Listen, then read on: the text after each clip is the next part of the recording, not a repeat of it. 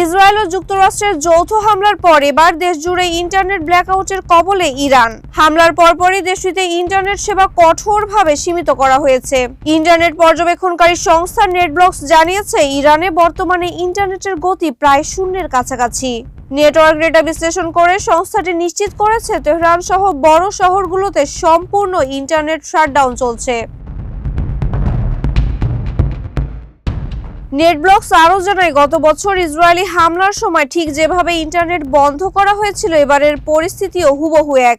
নিরাপত্তা নিশ্চিত করতে ও তথ্য প্রবাহ নিয়ন্ত্রণে রাখতেই এই কঠোর বিধিনিষেধ আরোপ করা হয়েছে বলে ধারণা করা হচ্ছে। যোগাযোগ বিচ্ছিন্ন হওয়ার ফলে চরম ভোগান্তিতে পড়েছে সাধারণ মানুষ। বর্তমানে পুরো ইরান বিশ্ব থেকে প্রায় বিচ্ছিন্ন অবস্থানে রয়েছে। মাহবুবা ইসলাম, মানবকণ্ঠ।